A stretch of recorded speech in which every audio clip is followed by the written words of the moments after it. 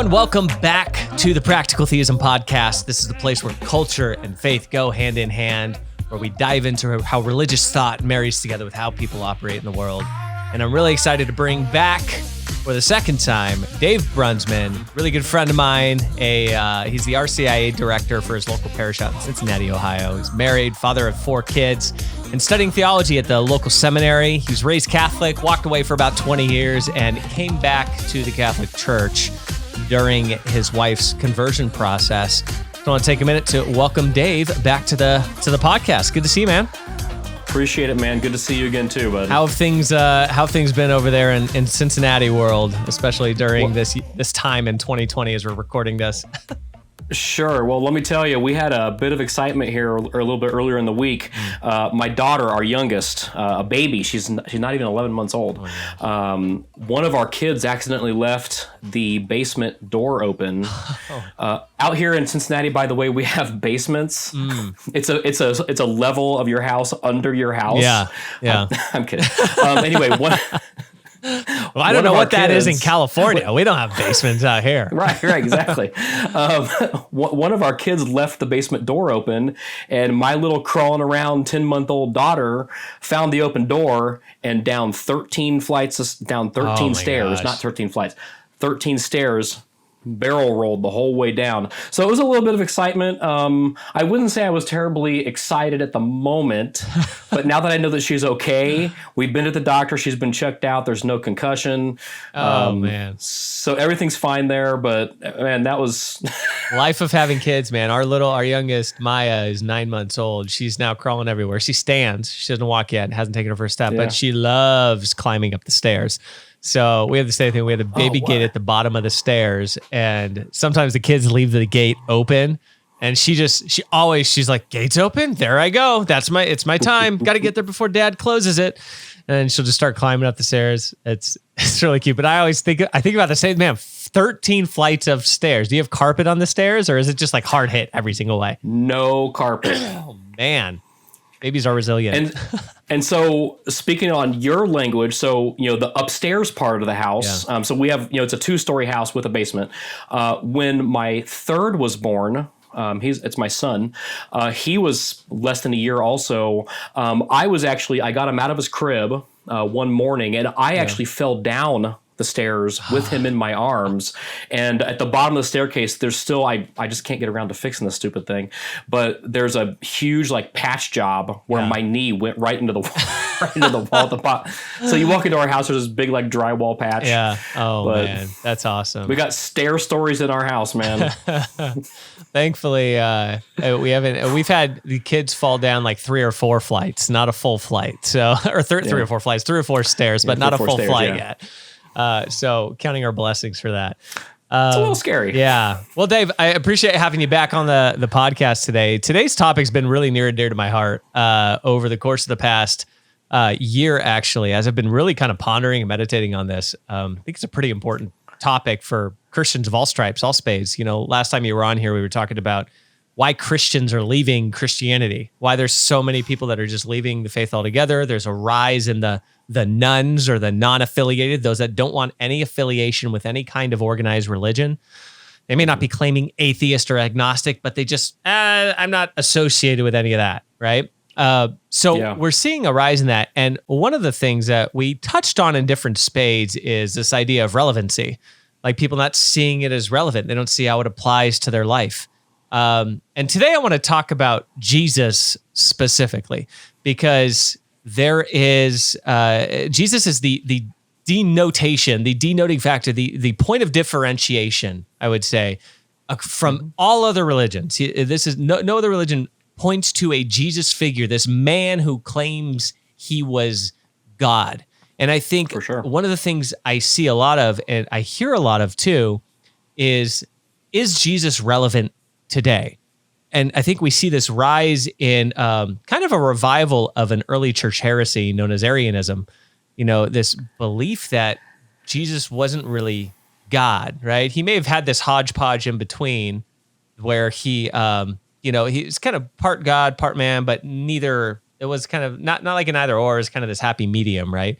And when people are surveyed, I was researching a recent study and a recent survey that there are people, Catholics in particular, based on this survey group, that claim that Jesus was, just the first creation God made, or that they believed he wasn't even God. So Christians saying this, and so it seems like there might be this relevancy issue that people are having with Jesus. So let's start there. Do you think that Jesus is relevant today for today's culture? Why or why not? So what's any good Catholic going to say, right? He's very relevant. Oh, yes. Yes, that's the answer. Into the interview. Good job. There we go. That was easy. Awesome. Of course, yeah, I think he's very, very relevant. Thinking about this, let's kind of back this up a little bit. Sure. Because, so you kind of cited a little bit of research. I'm going to cite a little bit of different research. Sure. There's all kinds of information out there that talks about, treated depression is on the rise, anxiety is on the rise, eating disorders, suicide. And I'm not even talking about, 2020 is like this funky year. Yeah. So I'm not talking about COVID here. We're not talking about that. I'm just saying in general, in our culture, look at these things, like these terrible things that are on the rise. We are easily the most wealthy, most educated, fair, free culture the history of the world has ever seen.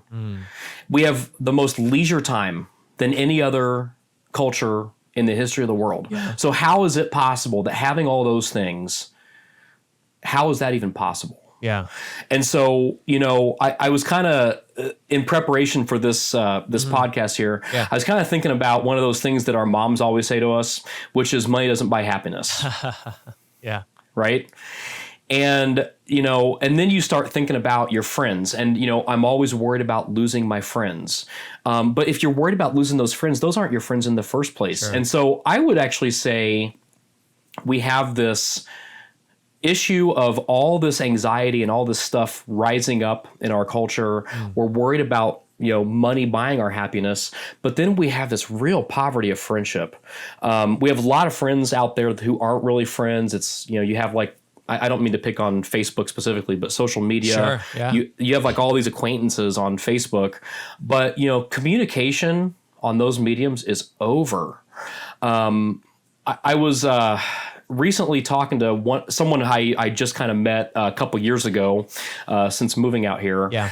And she called me up and kind of expressed a problem that she was having with us that she needed to talk to us about, like me and my wife needed to talk to us about. And I could sense there was a little bit of anxiety there. And I said, hey, you kind of sound worried talking to us about this. Do you think that we're just not going to like you for telling us this? And she said, well, that kind of crossed my mind. And I'm like, well, you can take some peace in knowing that we're not that kind of people. And so, getting this back to, is Jesus relevant? Of course he is, because Jesus is the answer to anxiety and eating disorders and suicide and depression. When I talk about Christianity, Catholicism in particular, here's something that I'm going to say to everyone who starts challenging me. And I do mean this. I mean this in my core. I mean this. If someone can prove the church wrong, I don't want to be a part of this church, because it's only worth doing if it's the truth. And if it's not the truth, then it's not the church Jesus established. Yeah. And so I would bring this back to your question. If the church isn't relevant, it's not even worth the trouble. Sure. So like, why even be Catholic at all if it's not relevant? Yeah, that's a really pointed way to, I think, get at that topic, and you mentioned like, well, Jesus is relevant. He's the answer to anxiety, depression. Just kind of an aside here. What do you mean by that? Like, Jesus is the answer to those real problems that people are experiencing in the world? Well, I think that just kind of gets back to, this is something that our non-Catholic Christian brothers and sisters, they do such a good job at this. Sure. They're always talking about your relationship with Jesus, And they do a really good job of it. And I think Catholics do a good job of it, but in a different way. Sure. And that actually might that might hinder our ability to communicate about it properly, unfortunately. But, we need to be able to have and talk about in a real way this relationship that we have with Jesus, not just as this person, but as, my Lord, my Savior, like the Savior of the world. If we don't have that relationship, like me and you, for instance, don't have that relationship, and we're talking to someone else about the truths of the Catholic faith, like they're not going to see that there's anything relevant there. Like we have to have that relationship, and we have to understand that in having that relationship and having him work through us and save us, so to speak, that, my anxiety, it might still be there, but it's a heck of a lot less than what it was 5 years ago. Or, whatever things that are ailing us, look at how much better they are because of having a relationship with God. And, I think that we have to look at it in those terms and try to be able to communicate that out, because, I think that the people who are suffering from the anxiety and all this stuff, I think they're just, they're good people, and they're just kind of getting sidetracked with the desires of the material world. And the desires of the material world, that's not what's going to give you happiness. Yeah. You mentioned that this kind of presentation of obviously the relationship with Jesus, and that some non-Catholic Christians do a pretty great job at pushing that. Catholics do it good in a different way. Where would you say that, I guess twofold on this question, how is Jesus currently being portrayed by Christians to the culture? And where do you think they're getting it wrong in their presentation of Jesus? Yeah, I think that overall in the culture, I think that Jesus is actually presented like a wuss. And, I think that's that's a terrible thing, because, they're presenting him like this pacifist wuss. They're presenting him as this hippie nice guy. You go back to... I love this movie, so I'm not like knocking this thing. but you go back to like Jesus Christ Superstar. What's Jesus looking like there? He's like this hippie nice guy, and it's like that is not at all the image of Jesus, like who he really is. I know I mentioned this before, but one of my favorite priests, Father John Ricardo, he quoted saying, "Jesus was not nice. He is kind. He is loving. He's not nice." Yeah. And when we teach Jesus as nice, we're doing a massive disservice in communicating not only who he is, but also what he did. Like what he did I'm not even talking about like salvation. Like take that off the table for a second. We're discounting what he did as a human being on earth. Yeah. And, and that's just not very Christ-like at all. So, we have to do a better job. Jesus was not a wuss. He was a revolutionary. He had tendencies that were pacifistic, I guess. But, at the same time, he's like, come take up your sword, man. I mean, we're going to battle. He came into the world to do battle in the first place. Yeah. And how do you think like that was intended to be taken and perceived? Because there's I think there's a segment of Christians who kind of go this very militaristic approach, which I think there's an aspect of that, but it's almost like like hyper divisive approach to the world that closes off any kind of conversation about Christianity too. People that say, oh, he came to, he was divisive. You think of him like flipping the tables in the Marketplace Square. Those are these kind of anarchist viewpoints. Like, does that do more damage to, or do certain Christians portray him in that way, and that becomes the way they act in kind of society, and it becomes this just kind of like, I'm closed off to conversation. It's black and white. Here's what it is, and they don't have any tact or anything like that. I think that there could be a lack of tact. Sure. And I also do think that I think people are focusing on the wrong things, whether it's, Jesus being this hippie nice guy, or the thing that you're mentioning. Yeah. So, Jesus, he turned the tables. Like everyone loves to talk about Jesus, righteous anger, and he turned the table. But, when they mention that, what they don't mention? That he pulled out a whip. They don't mention that. Yeah. And it's like, he didn't just turn the tables, he pulled out a whip. And so, he's a man of action. Yeah. So, we might be using intentionally divisive language, but at the same time, I do think that we are doing a disservice if we're not talking about who he actually was. And what he actually did. Was he kind? Yeah, of course he was kind. Was he compassionate? Of course. Was he forgiving? Yes. But, he also used very hurtful language, very blunt, very brutally honest. He was a name caller. He would call people hypocrites, blind guides, blind fools, children of hell, serpents, you brood of vipers, sons of murderers. That's not nice. And, and then like my favorite one, my favorite example, I guess, not my favorite, this is vile Jesus. Yeah. My favorite one is, everyone loves to talk about his encounter with the Samaritan woman at the well. Yeah. Right. If you put yourself in her shoes for 1 minute and you're having a conversation with this person, okay, happens to be God, but you're having this conversation with this person and he says, you have 5 husbands. I think I would be all over embarrassed. Yeah. So, he's calling someone out and embarrassing her.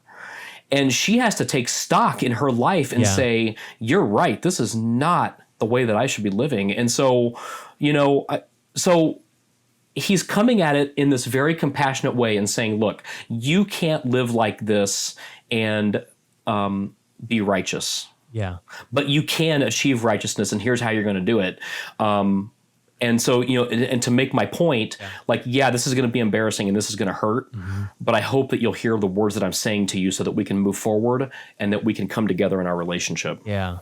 How else do you think it, I guess, what do you think it means to say that Jesus is relevant today? You mentioned the relationship aspect, helping with certain things that people struggle with today. How else is he relevant today? Yeah. Again, I think the stock answer is going to be that Jesus is the key to our happiness. Sure. And of course I believe that, but you can't sit down with anyone and say, Jesus is the key to your happiness. And they're going to be like, oh, great. Oh, great. That's good. Now I feel good. Better. That's not the way it works. Sure. But, so think about this, really think about this in a genuine common sense kind of way. When are you at your happiest? And, I would challenge you that when you're living for yourself, is that when you're happiest? Yeah. No. Or is it when you're serving others? And, if you were to take this one step further, who better is there to serve than God? Serve your wife, serve your neighbors, serve your friends, serve the community, whatever. Yeah. But who's better to serve than God? His rules are the key to our happiness. Sure. And so, I think that, getting it back to, what does it mean for Jesus to be relevant today? I think a lot of people look at Jesus and they look at rules as restrictions, and they are actually the thing that makes us free. They are the thing that frees us from the slavery of sin. And, sin, as much as people don't want to talk about this because it's just this down dirty, I don't want to talk about sin.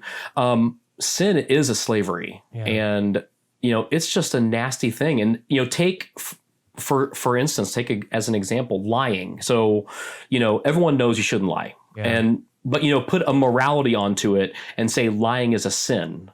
So why is lying a slavery? The reason it's a slavery is because you tell a lie and then you get busted, and then what do? You lie more. So you're a slave to the lie, right? Talk about being drunk. And, this is not to impugn anyone who is suffering from alcoholism. It's a real problem that we need to deal with. But, when you're an alcoholic and you get drunk and you need just to drink more and you need to drink more and then you get addicted, what's that addiction? That's the slavery. And, I mentioned on the last time that we got together, the part that's near and dear to me is the issue on contraception. So, you have this protected sex thing. So now you have sex with no consequence, which means that you have more sex, which means that you need to have more sex. Okay. And like it just like manipulates your brain into this way of thinking like an animal versus thinking like a rational being. And that's just more slavery. Yeah. And so Jesus's teachings, as hard as they are, like, and they are hard, like they demand of you. They are the things that free us from the vices which lead to sin. Yeah. And, we were talking last time too about the nuns and people that just, they stop believing. And that's the largest reason why people leave Christianity, right? Or their faith in particular, is they just don't believe it anymore. Do you think people need faith and religion right now with everything that's going on in the world? Yeah. Yes, I do think that they do. But, I think that we do have a confusion about what that stuff even means. Got it. So for instance, faith, faith, what that means, it's a complete trust or confidence in someone or something. So like Josh, I'm putting faith in you that eventually this podcast will see the light of day. I'm putting faith in you to make that happen. For sure. Right? I'm putting faith in you to make that happen. Now, like that's a lot different than faith I would put in God, but that's still kind of like an example. Religion, on the other hand, is the belief in and worship of something. Yeah. Now, that something could be God. And, breaking that definition down a little bit more, religion is a particular system of faith and worship. And so when you talk about, do people need faith and religion right now? People need both faith and religion, because faith, it's going to lead you to believing in the higher power, understanding that you, Josh Smith, me, Dave Brunsman, I'm not God. It leads you to understanding that God is in control of this mess that we're in. And we are in a mess. I mean, this is, and you wake up every day and it's just like, man, what the heck is happening today? And then religion, though, so faith directs you properly to where you're supposed to be directed to, which is God. Religion, on the other hand, it's what teaches you how to behave. So you know how to behave is through the system of religion. You cannot separate the two. Got it. So you wouldn't separate the two terms. You think they go hand in hand? Yeah, I think that's a really tricky question. Yeah. But I do think that they go hand in hand. They have separate definitions, sure, but they're inseparable in our worship of God. Yeah. Because, you have to have faith in Jesus as God to be saved, but you need to have religion to know that you must have faith in Jesus as God. Got it. So it's like the circular, it's not circular reasoning, but like they play off of each other in this circle, and you can't remove one and still have the other. Got it. Like there would be no reason to participate in religion if you don't have faith. Got it. Because religion is the acting out effectively of whatever that faith is, whatever you have faith in, your response to that is what you would, I guess, classify as religion. Right. Okay. And your faith is then through learning how to implement in religion, the faith is putting your trust and confidence in someone or something. Got it. So, it's you if you're putting your faith in God, for instance, you're going to want to go and have religion because that's the thing that's going to direct you more towards him. Got it. So, there's this unitive kind of aspect, I think, with Christianity too, where, or kind of an impression that comes out of looking inward at Christianity, thinking like, well, people should, they say they believe the same thing, but in theory, there's a lot of differences even within Christianity. And we get this idea of factionism is a word that I've seen thrown out. So how do you tackle this internal, and I'm going to use the word apparent factionism that exists within Christianity as a whole, and in Catholic Christianity, it seems like there's some of that as well, apparently. Yeah, I think that there's, it's interesting that you're saying apparent factionalism. I think that there's some factionalism out there. First of all, Christianity, if you look at it, you can't help but to see that it's fractured. Yeah. For instance, like you have Catholicism and you have Protestantism. Mm-hmm. That's a fracture. Yeah. It's factionalism. Yeah. I'm not going to get like, we're not going to belabor, the number of Protestant denominations. Yeah. You can, even if there's 10, that's too many. Sure. Protestantism, there's tens or hundreds or thousands of fractures. There's a bunch, whatever there are. And what they'll say is, well, we believe in the core beliefs. Yeah. And part of the problem is like, well, what are those core beliefs? Like, where do you find those core beliefs? And when you really sit down and talk with them, if you had a conversation with 5 Protestants from 5 different faith backgrounds about the necessity of baptism, you're going to get 5 different answers. Mm-hmm. And so they don't believe in the core beliefs. They don't even at all. But, like I said, go to the Bible. Like, where is this core list of beliefs? Yeah. Protestantism is fractured big time. But then, this is the thing that you and I kind of hashed out a little bit beforehand, but is the fractionalism in Catholicism. Sure. I don't mean to pick on this group, but I do think that there's some things happening right now which just makes it look less unified than we actually are. You have Catholics, and then you have this group. I don't even really like this phrase, but this is just what they call themselves, is the rad trads. Yeah, the radical traditionalists, I guess. The rad trads. Yeah. And, they have some great qualities. They really do. Like, they love the traditional Latin Mass, for instance, and that's a great quality. But if you have a really deep conversation with some of them will almost deny that the Mass in English is valid. Yeah. Which means that, like, our Eucharist is invalid. They'll deny that music is okay at Mass. And, I look at that and I say, what do you mean music's not okay with Mass? And, one of the great things about Catholicism is that it's universal. Like, that's the definition of the word Catholic. It's universal. It appeals to the masses in different ways across the world. And, when you come into this issue, for instance, of take the issue of like music in Mass as an example. Yeah. One of my favorite examples about this has to do with St. Augustine. And so this is, St. Augustine's a church father. He lived, 15, 16, 1700 years ago, like a long time ago. Yeah. Infancy of the church father. He wrote a book called Confessions. And here's something that he said, which I think was really interesting. He said about the music in the Mass, he said, "I realize that when they are sung, these sacred words stir my mind to greater fervor and kindle in me a more ardent form of piety than they would if they were not sung." And so he's even saying that the music in the Mass is something that he needs. And then he actually, like, if you were to go on and continue reading that passage, he'll talk about people who would say, well, the music doesn't belong in the Mass. But he goes and says, yes, they do have a point here too, and I'm inclined to agree with that custom, but he is also saying that the music helps him to elevate his worship, to elevate his faith so that he can grow closer to God. Wow. And so, if you're this group that, you're feeding this fractionalism within Catholicism, there are people who claim that the Pope isn't the Pope. Yeah. Like, they'll say the Pope Francis is the anti-Pope. Yeah. Like, come on.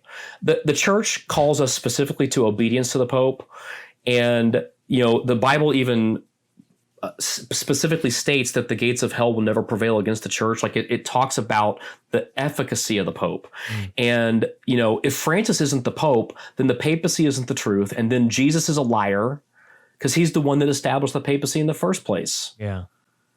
And so, like, this fractionalism, it's just all over the place, man. I mean, we could probably do a whole episode just on this. With all the differences. I mean, I've experienced it too. I've been on the receiving end of some of that too, where it's like, the question that comes up of like whether or not you should have your kids in Mass versus in Sunday school. And that one kind of drives me a little bonkers, to be honest, because it's like, I'm going to find the way to help my kids learn what I think they need to learn as their parent in the way that I think they need to learn as their parent. And I think there's nothing to be knocked there because that's a bit individual to the parents in how they want to raise and parent. Because if it does truly start with the parents and with the family unit, then they should have the ability to decide how their kids are going to best learn to do that. And these people even, can go on to say, for example, that, all you got to do is you just go, even if you can't pay attention, which drives me crazy. Even if you can't pay attention in mass, you should just go. And I'm like, or you should just like bring your kids, even if they distract you. And to me, I just like to each his own. You can think that way and you can go do that if that's what you want to do. But for me, that's not going to work for me. Just to be honest, because my kids are going to need to learn in a certain way. They're at a certain age group and there's a certain exposure that I need them to have. So I want to help ensure that they're retaining the knowledge that I want to be able to pass on to them, and whatever that is, whether it's faith, whether it's life, whatever that is. And so they're going to learn in different ways, So it's interesting. Yeah.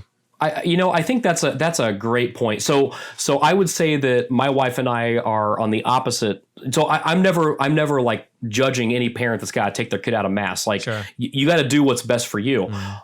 Our approach is that, we want our kids in mass, and like, are we distracted all the time? I mean, but you run into that couple, and I've run into this couple before where, they're just like wrestling with the kids all mass, the whole mass. And then I've actually run into the one where they'll say, I've heard this before at the end of mass, I'm just not even getting anything out of this. Yeah.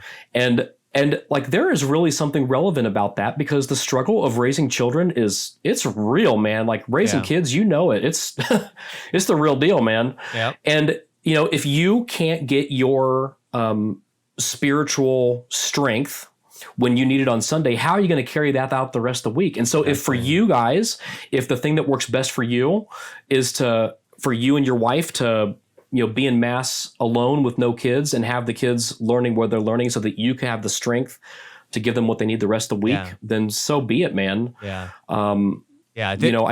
Just an interesting topic in that area of factionalism that I think we see. Yeah, I'm just kind of curious to move on into this next question. How do you feel love and truth fit into this factionism? Like, how would you define love and truth as they apply here? And like, should it be there and it's not there? What's your perspective on it? Well,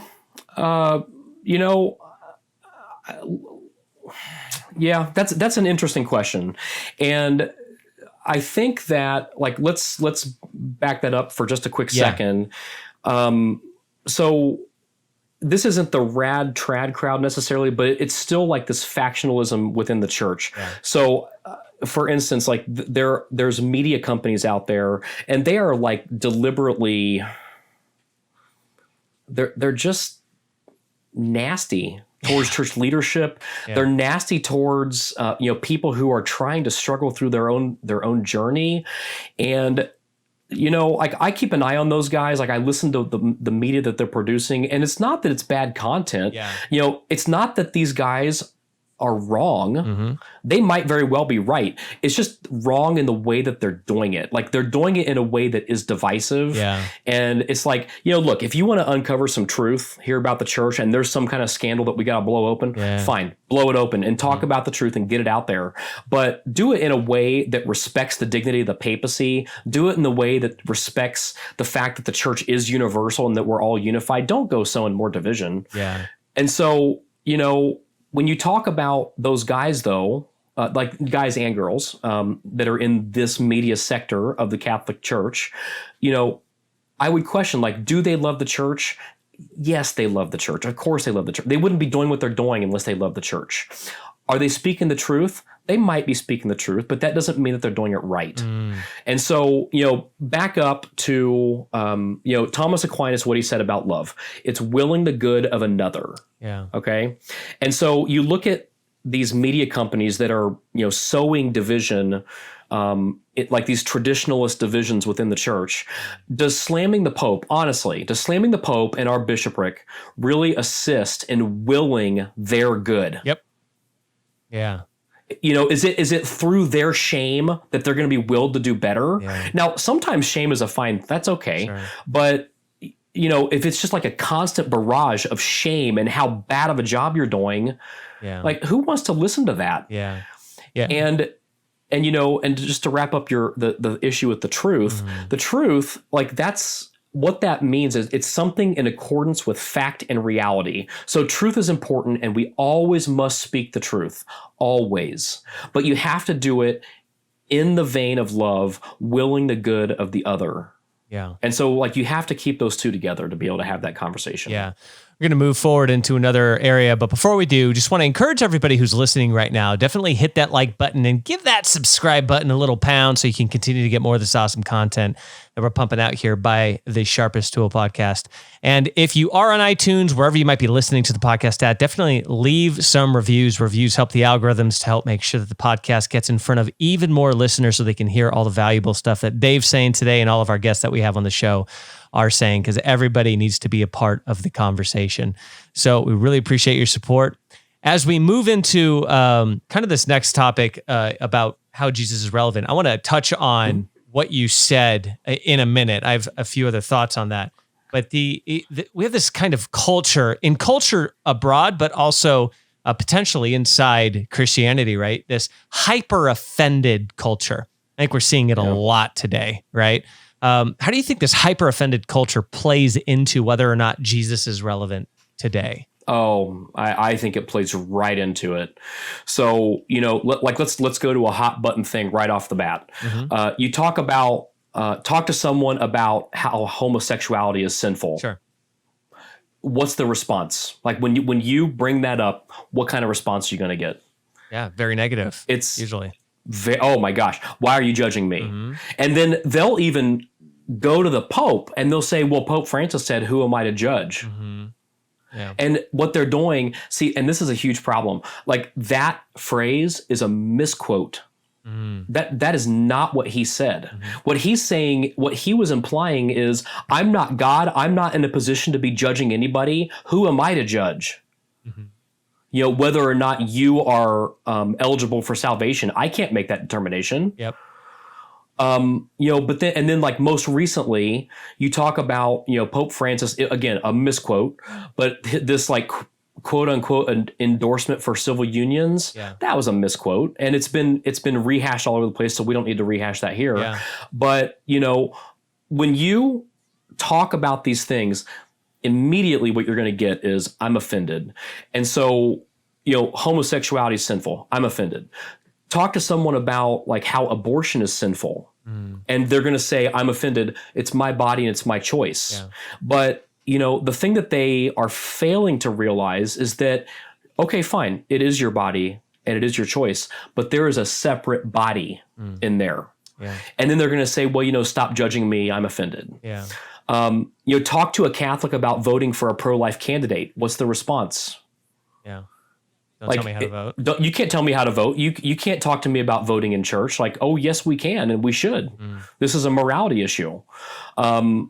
So, it's through the natural order of our conversation that because of this hyper-offended culture, Jesus has been rendered irrelevant. Now, here's the thing. Like, he's rendered irrelevant, but that doesn't mean that he is irrelevant. Yeah, sure.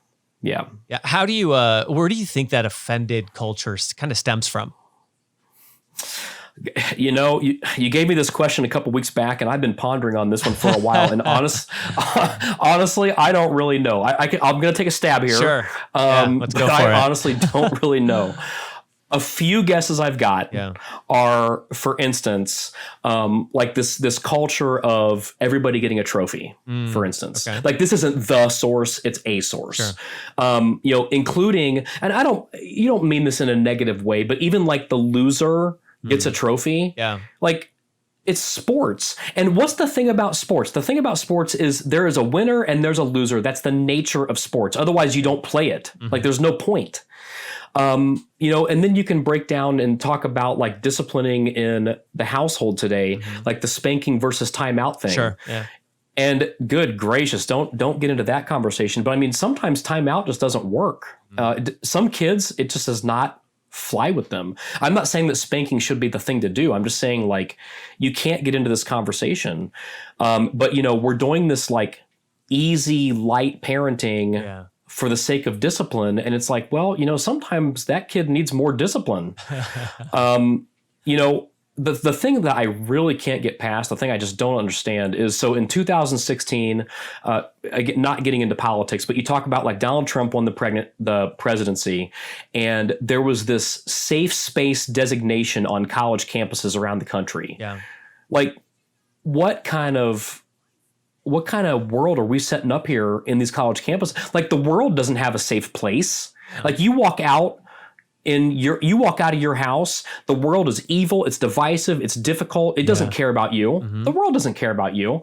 And so like you have this college campus and you're setting up this safe place. You think back to, again, like these momisms. Yeah. I love momisms because they're so full of wisdom. Yeah, for sure. But the phrase "sticks and stones may break my bones, but words will never hurt me." Yeah. What happened to that? Like, words are now all of a sudden hurtful. Mm-hmm.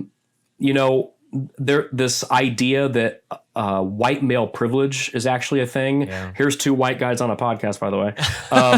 But they assume that it actually is a thing. But here's the problem. Like, I cannot apologize for something I have no control over. I can't apologize for being white, and I cannot apologize for being a male. Mm-hmm. And if I've been afforded some privilege because of that, I mean, I can't control that. Like, I can't control that I received that privilege. Yeah. If I did at all, I don't know, but I can't recognize that. I happen to be at my core a white male. Mm-hmm. Yeah. And, I think the real, like, getting this whole thing down into like some kind of a concise summary, though, if you were to talk about the virtues, talk about the virtues of temperance and prudence. And temperance is, it's moderation. Mm-hmm. Okay. And so like anger can be sensuous. Yeah. Okay. But we need to have temperance in order to control that. Related to this is humility, like related very deeply to temperance is humility. Like, we have to be able to be humble, and no one likes to be humble. I mean, no one wants to be wrong. Yeah. And then prudence is just self-discipline through reason. If our default is outrage, like, where is our self-discipline? Mm. So how are we practicing prudence when, everything just, I'm offended. Yeah. I'm offended. There is no prudence. So like, why don't you take a step back, take a breath, and think about it before you respond, and utilize that virtue of prudence. And that's probably going to pay off pretty well for you in the long run. Yeah. It's just another one of the, gold nuggets when it comes to the Christian faith, the practical applications of that have been kind of handed down through the centuries as things that have been kind of God ordained, so to speak, which are relevant today. It's like those things are timeless. They don't go away. And that is a large piece of ministry of Jesus, obviously pulling people back into relationship with God, recommuning people with their creator, and all these things kind of ebb and flow from it. It's really interesting thought. I think one of the things that really drives this factionalism, getting back to that within Christianity, and probably feeds the hyper offended culture, is this seeming inability for people to separate opinion from dogma, right? And how this translate out into the world, giving Christianity a specific, like, divisive image, right? They're telling you got to do all these things, and there's no question, otherwise you're going to hell, right? And how important do you think it is for people to get really good at separating opinion from dogma?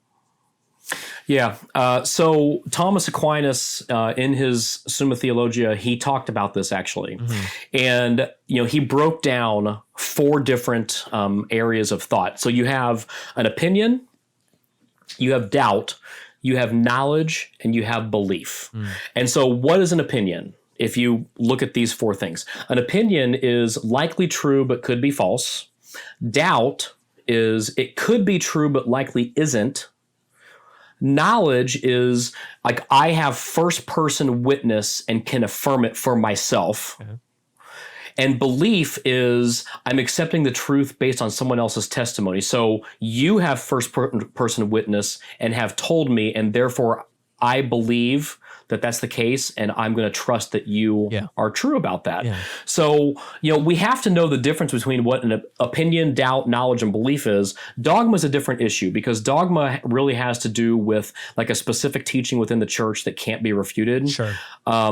But, opinion and fact, I guess you could say opinion and dogma, but, you have to be able to separate those two. Because if you can't separate like, hey, this is my opinion from this is an actual proven fact, like you can't even have a conversation in the first place.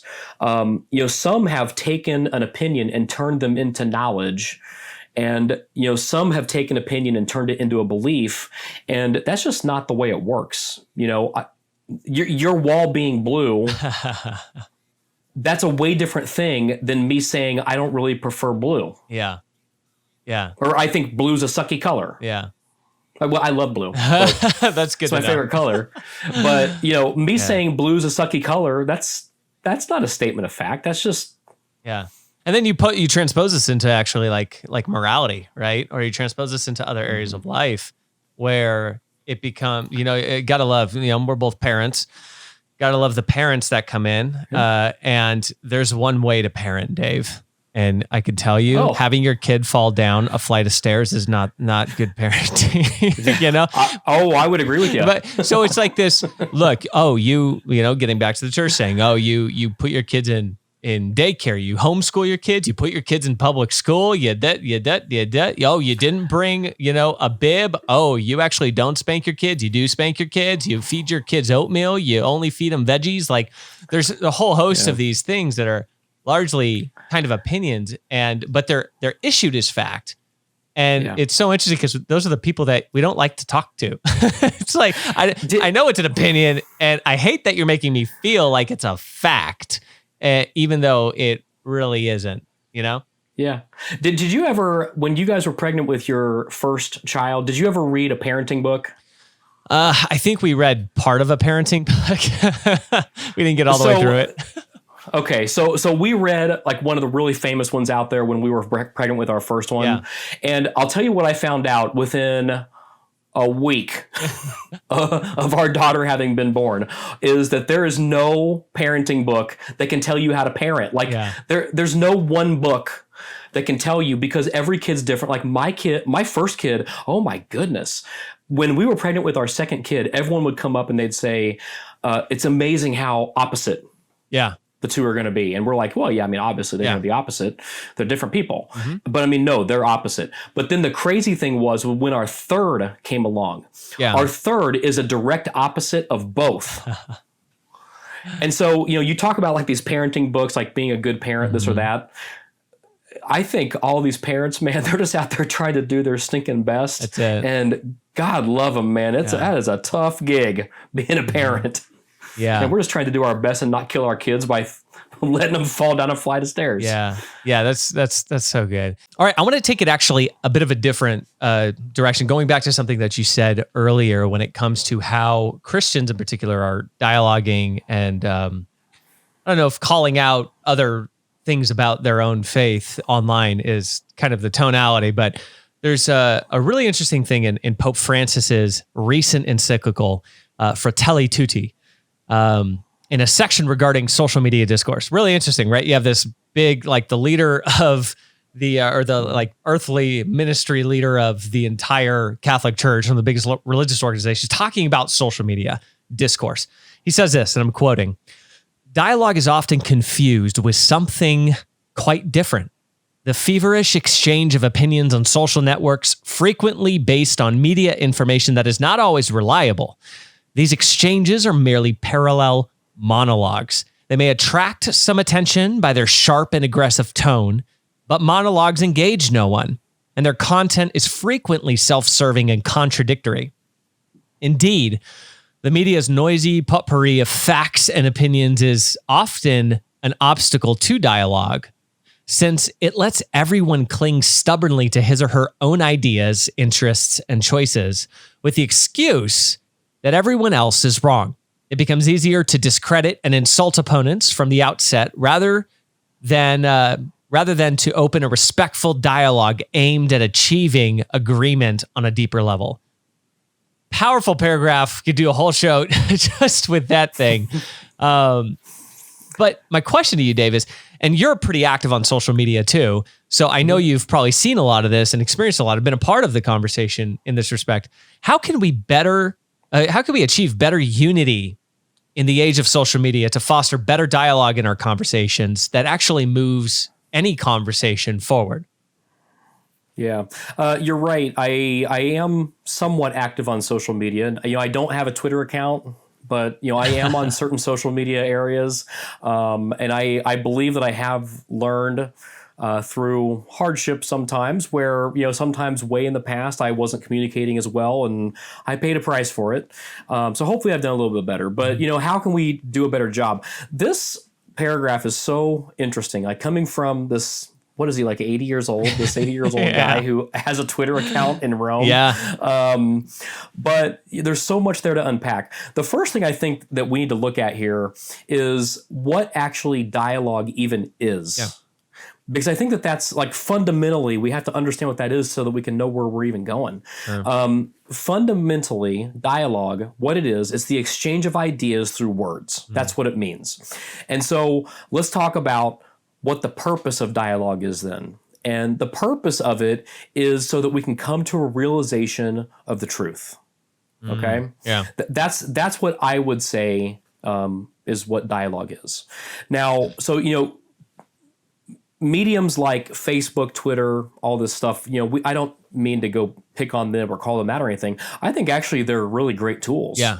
But they also have these things built into them which just completely shut off dialogue. So for instance, like the block unfriend idea. Yeah. Well, I don't like you, so block unfriend. So what has happened here is not only is there no dialogue, there's no chance at even ever rekindling that dialogue again. Yeah.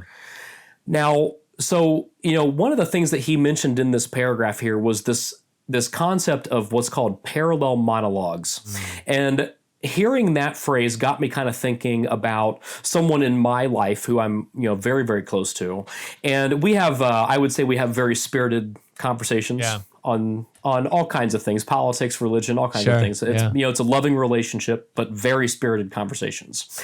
And one time he said to me that, we're just talking past each other. And my response to that is going to be, well, who's talking past who, though? Because that's not ever my intention to talk past you. So, we have to find out, we have to get back down to the bottom here and figure out whose fault is it that we are, quote unquote, talking past each other. And what does that even mean to begin with? And, to me, what that means, it sounds like someone's not willing to listen and someone's not willing to be wrong. Yeah. And so, when you're engaging people on places like Facebook, Twitter, other social media areas out there, we have to, first of all, we have to be humble in our approach, and we have to understand there is a very real chance we could be wrong here. Okay. I think you might have heard me say this before, but I'll say it again because it's relevant to this point right here. I oftentimes say this when I'm talking to people about particularly the Catholic Church.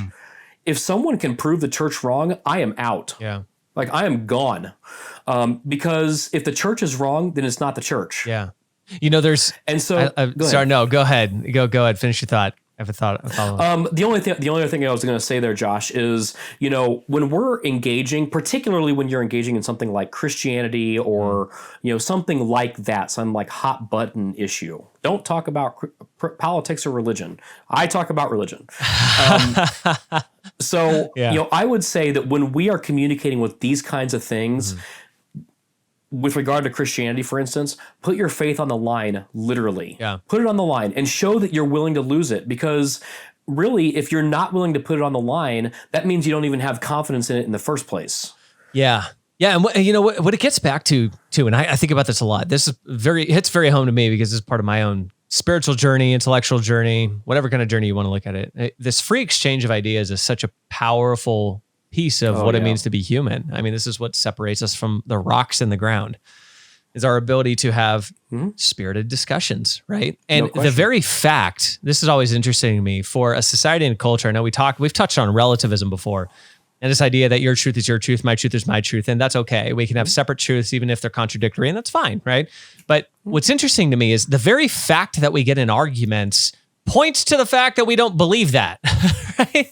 We don't sit there and we don't live out that thought of like, oh, you can believe what you believe, I can believe what I believe. Sure.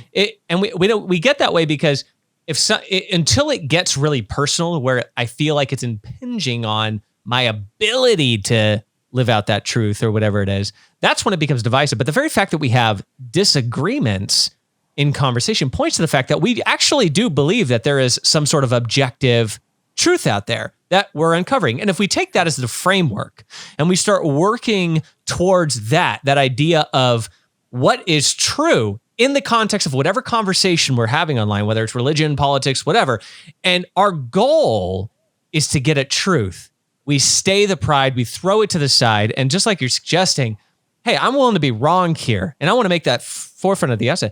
That, to be honest, was a massive moment for me in my own personal journey, because it wasn't until I said, look, if this church thing is false, I don't want any part of it. And if this religion thing is false, I don't want any part of it.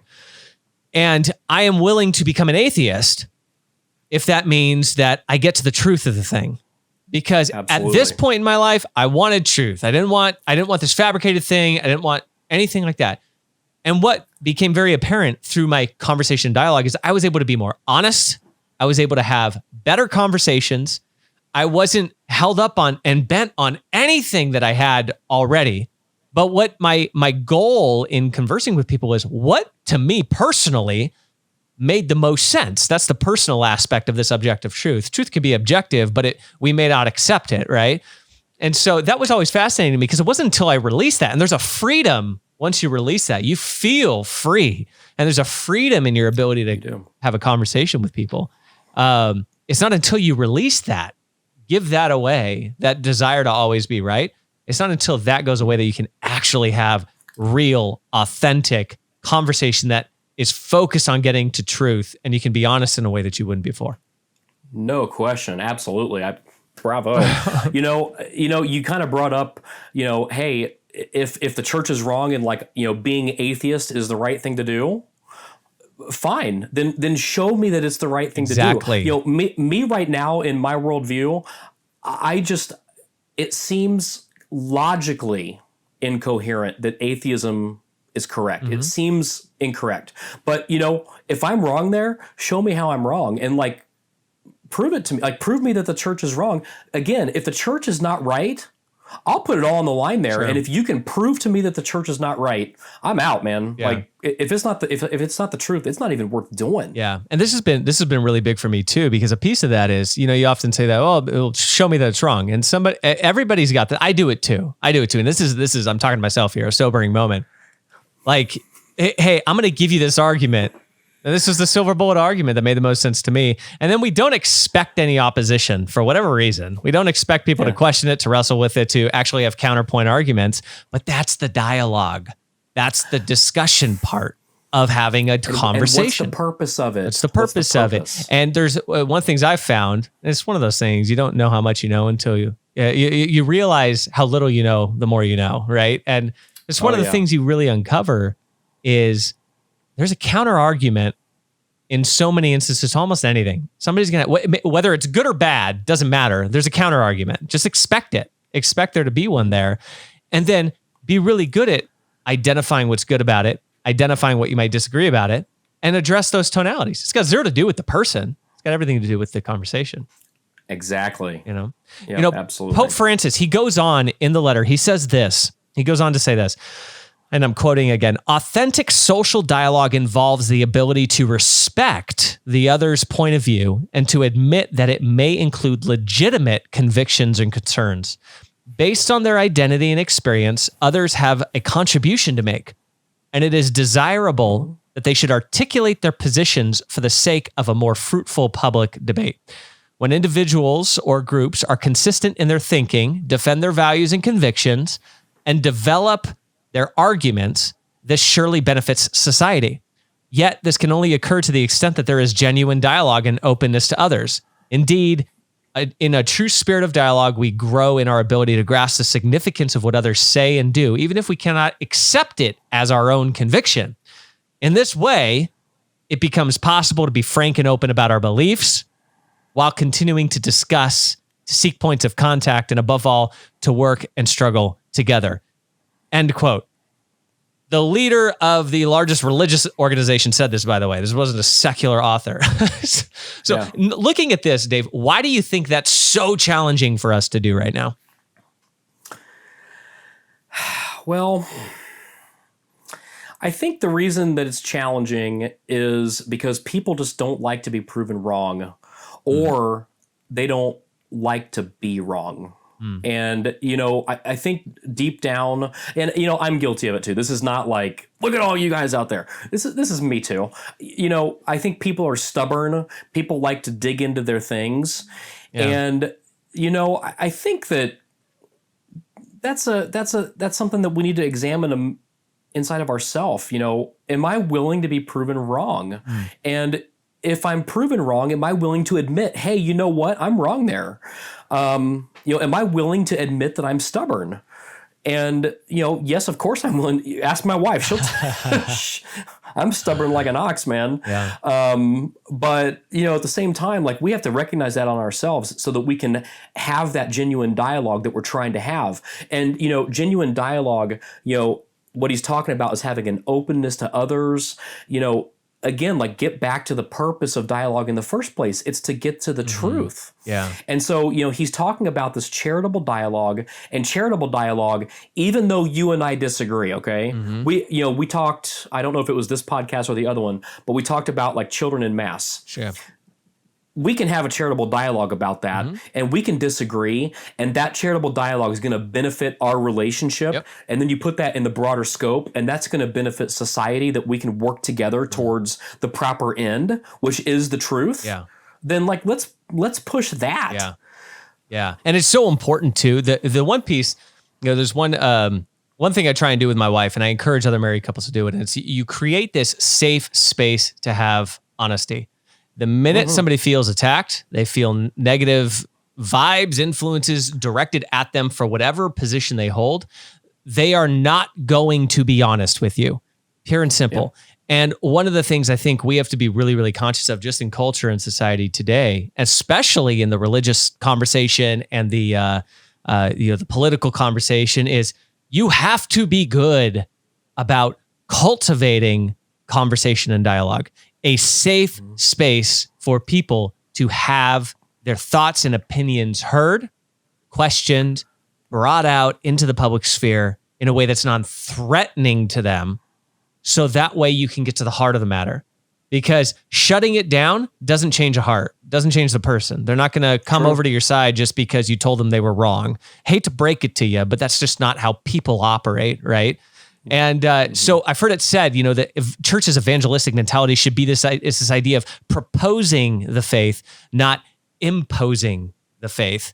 Do you agree with that? And I would expand this to the broader topic here of Christians and is Jesus relevant today? Sure. How do you think Christians can do this even better when it comes to showing that Jesus is relevant today? So I do agree with that sentiment, that we should propose the faith, not impose the faith. Absolutely. We should definitely do that. I agree with that. But I would say also that doesn't particularly mean that we should be silent. Yeah.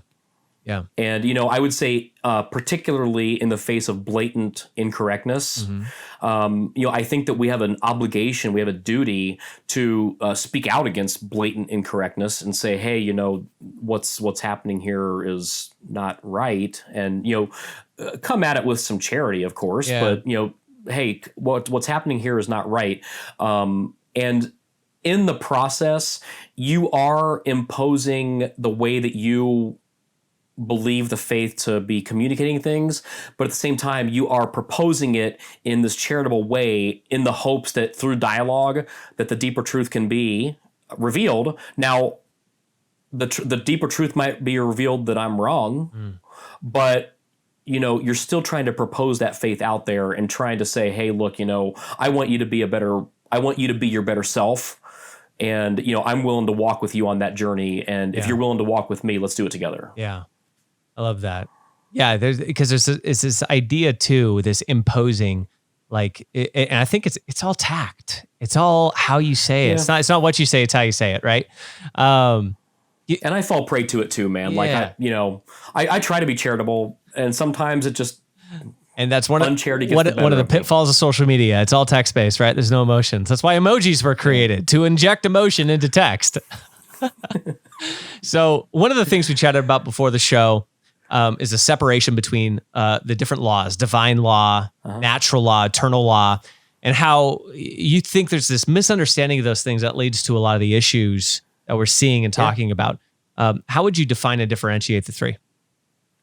Yeah. So I do think that actually this is a fundamental problem in the way that we communicate. So divine law, to give a quick and easy definition, would be the law given to us by God through the Bible, through sacred scripture. That's what we call divine law. Eternal law, on the other hand, is something that's built into the universe, and it's exactly like the mind of God because he is the one who created the universe. So when God's reason is understood, because it's considered as God himself, it's eternal and unchanging. So the eternal law is built into the universe. And through eternal law is this other law called natural law. And it partakes in the eternal law. It's imprinted upon a thing. So it's directed towards a proper act and a proper end, and it also has to do with reason. So for instance, like a table is a thing, and there is a natural law imprinted upon this table that you can't put a car on it because it's against the proper end of the thing. Okay.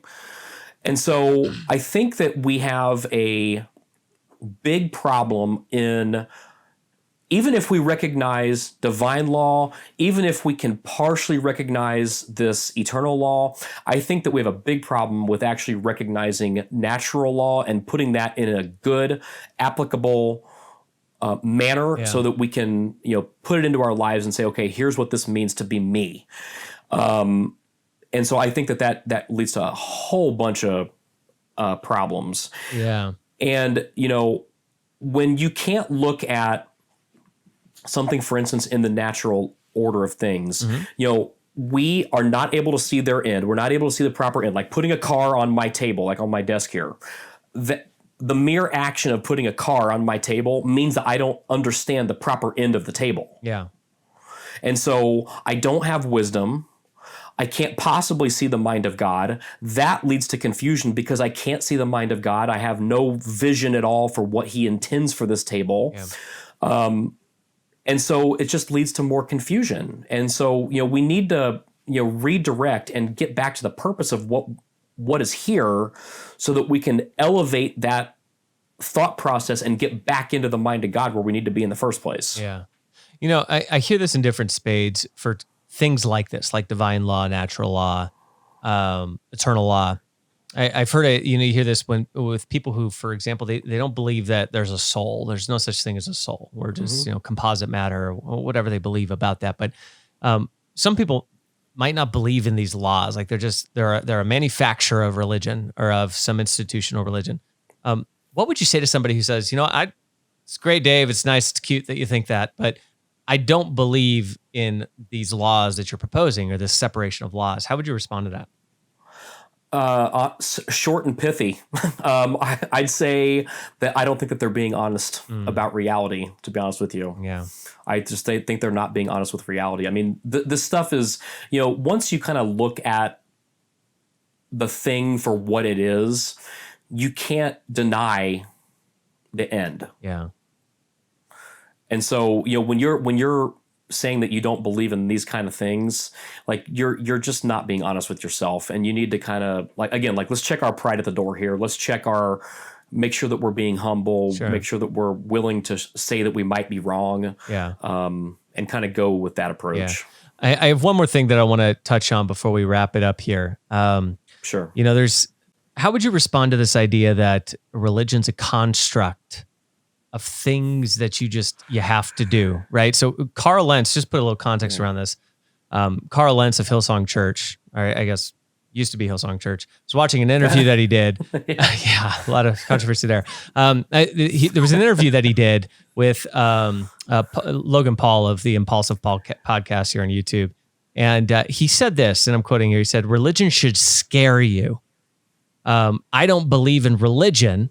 Religion is a construct of what you have to do. I believe in a relationship." End quote. How do you respond to that quote, that statement, and just the broader context of this idea that religion's just some construct of things that you have to do? Yeah, and that's a really interesting quote. And it's actually, I would say that's something that's actually been popping up more and more. I seem to hear things like that more and more as the years have been going on. So there's this push that's going on right now, religion versus relationship. And the way that it's pitched is this: God created relationship, people created religion. Except that is total malarkey. Like if you sat down and read the books of Genesis and Exodus, it's very obvious. God literally created a religion, which is called Judaism. Yeah. And Judaism is a complete religion with guidelines, laws, practices, and customs. And so, no human being created that. God created that. Now, why did he do that, though? He did it for relationship. Fair enough. But he also did create that religion. Yeah. So why wouldn't that same rationale stand to reason that God also used that in creating Christianity? And the thing is that he did, because Christ came and he created it, and Christ happens to be God. Yeah. So Christianity is a religion and it is a relationship all at the same time. Honestly, when I hear that kind of language, it really sounds a lot like a huge cop-out. And, I don't have to do anything. I just have to, love God. And it's like, well, what does love God mean? Is there anything contained in loving God? Yeah. And it seems like it's somewhat of a circular reasoning that's being used there. Well, through God's grace, I'll do things, but I don't have to do those things. Yeah. And I would challenge back. I'd push back and I'd say, what's wrong with having to do those things? What's wrong with placing demands on yourself? We as human beings, we're doers.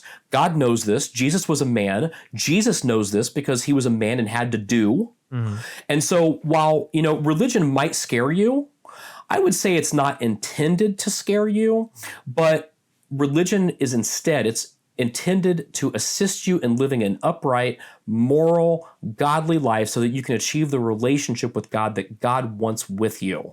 Yeah. Yeah, that's so good. I think too, one of the thoughts, just kind of expounding on that thought further, is the thing that stuck out to me about this. I don't believe in religion. Religion is a construct of what you have to do. I believe in a relationship. Any relationship, there's things that you do.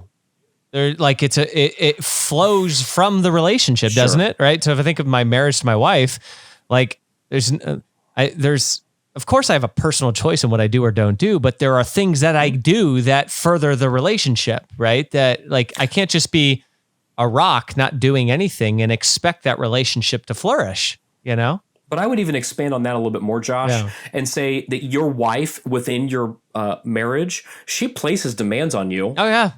I wasn't going to go there, but yes. I mean, it's true. And, that's not to villainize your wife. No, not at all. That's the relationship. So you have this relationship, but you still have demands placed on you. One of those, for instance, is being a good husband. Yeah. Yeah. And there's on your wedding day, go back to your wedding day. What do you make? You make vows. You say, these are the things I am going to do, not because you have to, right? But because you want to. Right? It's out of because I'm love. Giving myself completely to you, out of my love for you, willing your good, going back to our earlier definition. I want to do these things for you. And so it's interesting that he juxtaposes this as a construct of things you have to do versus the things that are purported that you have to do are what have outpoured and outflowed from the very relationship that he's talking about entering into. Yeah. I actually have something to share on this. This is my wife's perspective. Remember, she was a convert from the Methodist tradition into the Catholic faith. And so very, very shortly after she converted, so this would have been 2012 about. Very shortly after that, we have in Catholic faith, we have these holy days of obligation. So one of them, for instance, is December 8th. Mary's, is that the Immaculate Conception? And then you've got Mary, Queen of the Church, on January 1st. You got all these holy days of obligation. And so Jen has just become a Catholic, and then here's all these holy days of obligation that we got to go to. And we went to the one in August. That's the anyway. I'm getting them all mixed up right now. But we went to the one in August, and then very soon after, here's the one in December, and then here's the one in January. And it was right after Christmas, and she was like, "Why do we have to go to all these holy days of obligation?" And this is from a Protestant convert to Catholicism. She stopped herself and she said, "You know what? That is the wrong mentality." Wow. And and I never thought about it like that. I'm so grateful for my wife because she humanizes the things that I can't explain. And so she's expressing frustration to having to do these things. And then she said, "You know what? That's the wrong mentality. I should want to do these things. This is a problem with me." Wow. Wow. She's so good. That's awesome. Gotta love Jen. Yeah, she's so good. That's awesome, man. Hey, well, let's bring this to a bit of a head, right? So sure. Kind of wrapping up everything that we've talked about today, how can Christians show that Jesus is still relevant to humanity today in a culture that very much wants to suppress God and religious belief? Yeah, I think there are 4 things that we can do to bring all that to a head and to accomplish our goal here. One is that we have to be able to speak properly. So, for instance, I'm not taking a political side here at all, Sure. but Joe Biden, he has maybe won the presidency. But there was this big push going out there that Joe Biden isn't Catholic. That is just factually not true. By virtue of his baptism, he's a Catholic. Yeah. Now, so speaking properly, don't go out there saying Joe Biden's not Catholic. He is a Catholic. Now, he might very well be a terrible Catholic. I'm not the one going to be judging that, but he might be. Yeah. But speak properly at least about it and say it in the right way. Yeah. The second thing we can do is to speak charitably. And in that, admit that you don't know what is inside someone else's head. And admit that you cannot read someone else's heart. The only way that I know what you, Josh Smith, are thinking is if you tell me. And even then, that might be cloaked in some kind of mystery. Sure. Right? So we have to speak charitably and admit that I don't know what's going on inside your head. The third thing we got to do is we have to speak truthfully. And, there is a truth. The truth is attractive. It is. And that truth is the Catholic faith. And if we can communicate that truthfully, charitably, properly, it's going to attract people. And finally, I'm always going to go back to this. You got to put it all on the line. Yeah. If the church is wrong on a doctrine, show it to me. If the church is wrong, I'm out, because that means the church isn't the church. And so, if we're communicating these things in that way and saying, look, I'm willing to put my entire self on the line for this this important conversation that I'm going to have with you, look how much further that's going to pay off for you in the end. Yeah. Love that. Great insight. Dave, this has been awesome. There's so many good nuggets in this episode. I really appreciate you taking the time to share all your knowledge and wisdom. Appreciate your time, man. Yeah, definitely. We'll have you on again soon. There's so many more things to talk about. Sounds good. Oh yeah, hope so. All right. That'd be great. And for everybody listening, wherever you might be listening at, definitely hit that like button and pound that subscribe button like you mean it, so you can continue to get more of this awesome content from the Practical Theism podcast. And leave a review wherever you might be listening at. Helps the algorithms continue to get this podcast in front of even more people that need to be a part of the discussion. And if you're subscribed on YouTube, ring the little bell. That's going to help make sure you get notifications when new episodes come out. From all of us here at the Practical Theism Podcast Show, we will see you next time. Thanks, everyone.